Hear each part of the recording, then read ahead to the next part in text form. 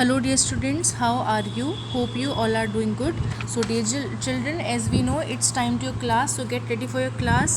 So beta, which day is today? Today is Thursday, and which date is today? Today is 1st of September 2021. So as we know बेटा, हमारे जो upcoming exams आने वाले हैं, तो आप सभी का जो है सिलेबस वो कंप्लीट हो चुका है.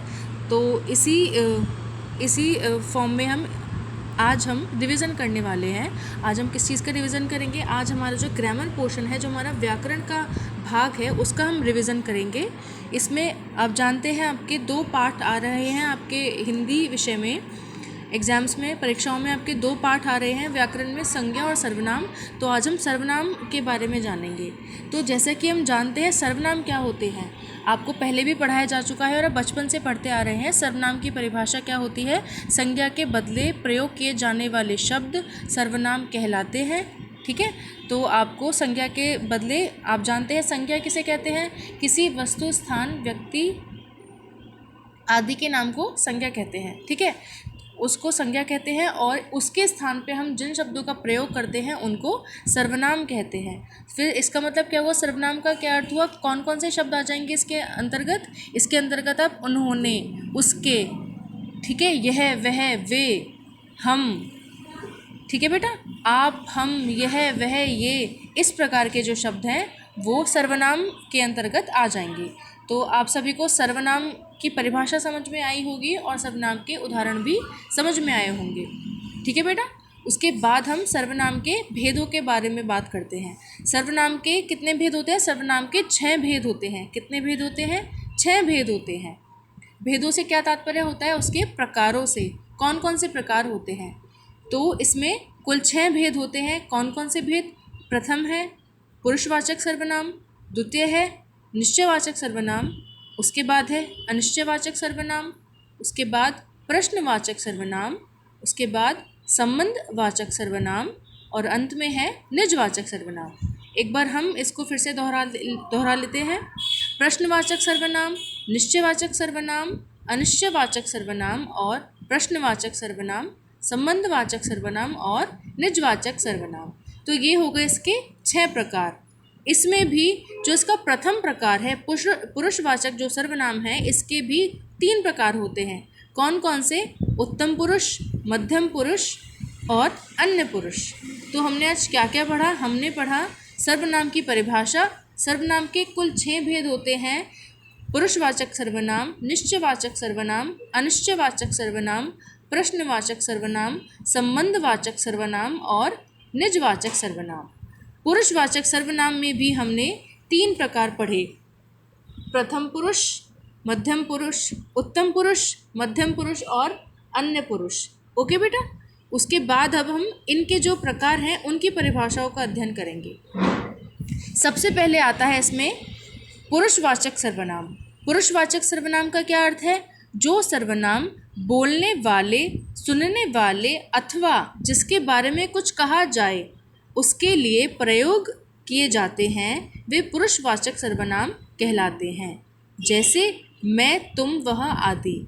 ये बहुत ही आसान भाषा में मैं आपको समझाती हूँ. जो सर्वनाम बोलने वाले, कोई व्यक्ति है, जो 2 व्यक्ति हैं जो आपस में वार्तालाप कर रहे हैं, उसमें एक व्यक्ति है जो वो बोल रहा है. मैंने आपको इससे पहले भी आपको इसके बारे में जानकारी दी जा चुकी होगी कि जब 2 व्यक्ति आपस में वार्तालाप करते हैं तो जो सर्वनाम बोलने वाले होते हैं, सुनने वाले या जिसके बारे में कुछ कहा जाए उसके लिए किया जाता है, वे पुरुषवाचक सर्वनाम कहलाते हैं. जैसे कि मैं, तुम, वह आदि. इसका क्या अर्थ हुआ कि आपस में 2 व्यक्ति बात कर रहे हैं, तो उसमें से अगर प्रथम व्यक्ति स्वयं के बारे में बात कर रहा है तो वो उत्तम पुरुष कहलाएगा. अगर वो अपने सामने वाले व्यक्ति के बारे में बात कर रहा है तो वो मध्यम पुरुष कहलाएगा.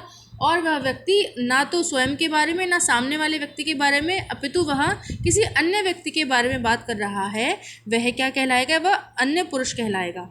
जैसे कि उत्तम पुरुष, बोलने वाला व्यक्ति अपने लिए जिन शब्दों का प्रयोग करता है वे प्रथम पुरुष या उत्तम पुरुष सर्वनाम कहलाते हैं. जैसे मैं प्रतिदिन दूध पीता हूँ, हम विद्यालय में खेलते हैं, मैं, मेरा, हम आदि हमारा, मुझे, मुझको आदि उत्तम पुरुष सर्वनाम शब्द हैं।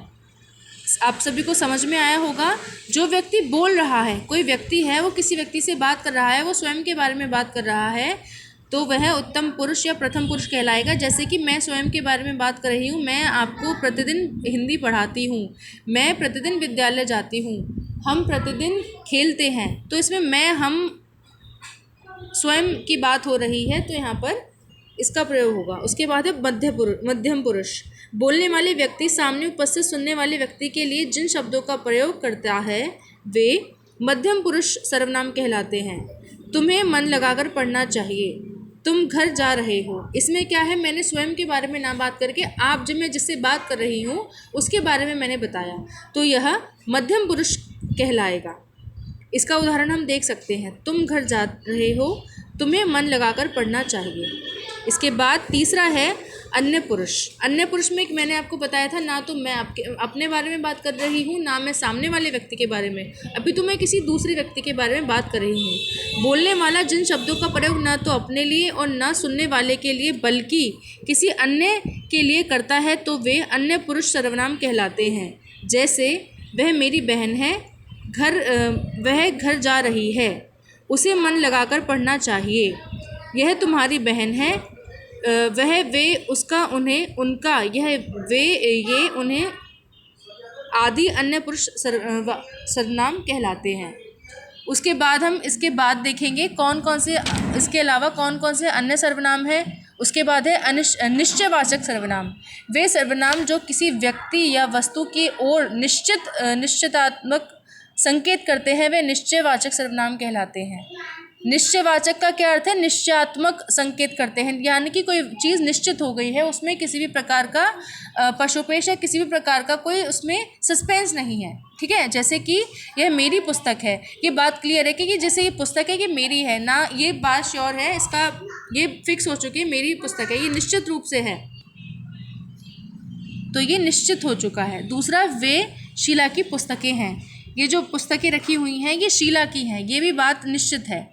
उसके बाद अनिश्चयवाचक सर्वनाम कौन से होते हैं, वे सर्वनाम जो किसी निश्चय वस्तु, व्यक्ति या वस्तु का बोध नहीं कराते हैं, वे अनिश्चयवाचक सर्वनाम कहलाते हैं।